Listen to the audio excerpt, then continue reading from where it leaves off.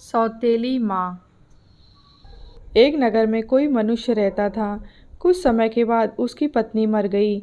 उसकी लड़की का नाम टाम था। एक दिन उसने दूसरा विवाह कर लिया। उसकी सौतेली माँ बालिका से स्नेह नहीं करती थी। पूरे दिन काम करके भूखी बालिका सो जाती थी। सौतेली माँ की भी एक कन्या थी जिसका नाम काम था। कुछ दिनों के बाद उसके पिता की मृत्यु हो गई। अब तो टाम नामक कन्या की दुर्दशा होने लगी। यद्यपि पिता का एक विशाल भवन था, किंतु बालिका एक छोटे से कमरे में रहती थी।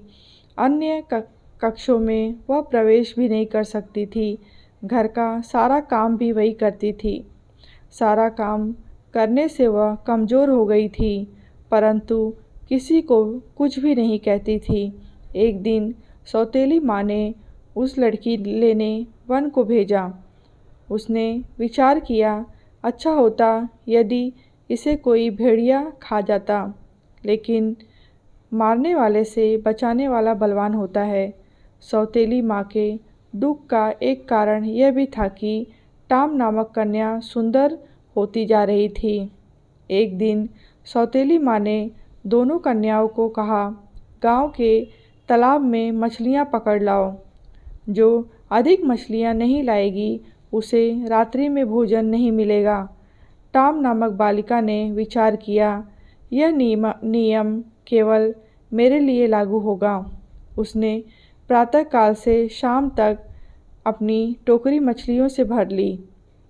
भरी हुई टोकरी लेकर काम नामक बालिका ने कहा, हे बहन, तेरे मुख पर धूल लगी है, इस सरोवर में स्नान क्यों नहीं कर लेती। जब टाम स्नान करने गई तब काम उसकी मछलियों से भरी टोकरी लेकर घर की ओर चल पड़ी।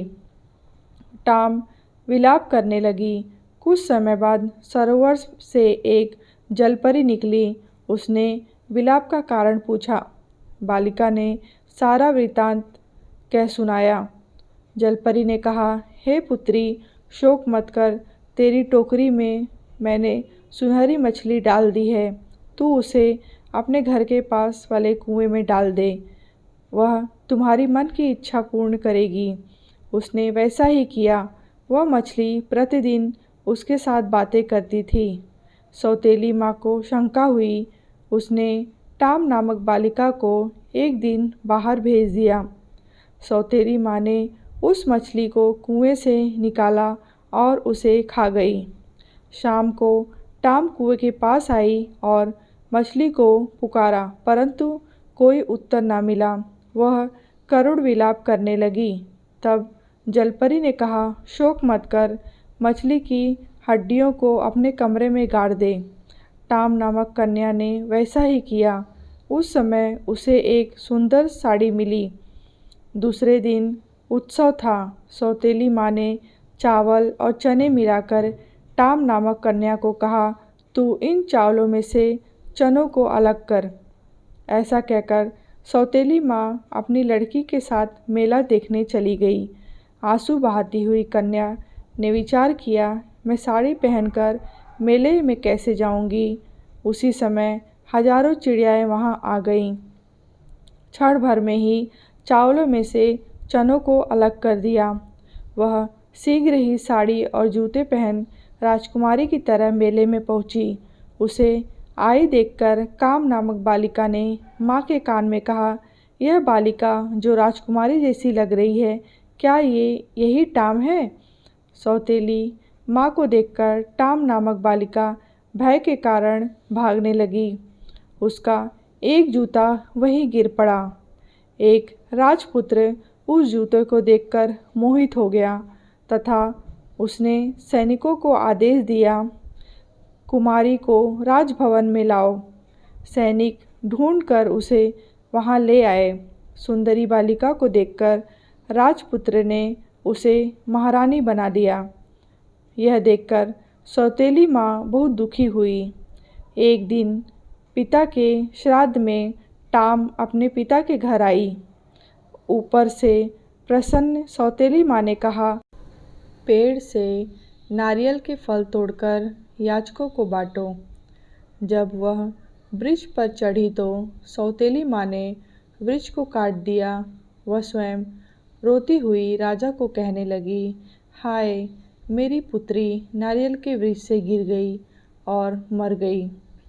गिरी हुई बालिका को उठाकर एक वृद्ध स्त्री अपने घर ले गई तथा उसका उपचार भी किया। कुछ दिनों के बाद वह स्वस्थ हो गई।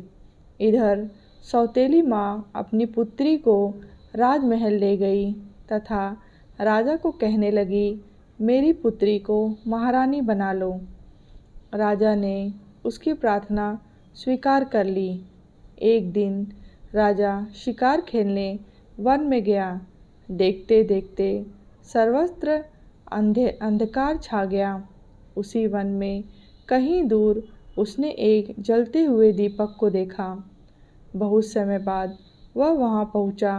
राजा ने कहा, मैं यहाँ रात्रि में विश्राम करना चाहता हूँ।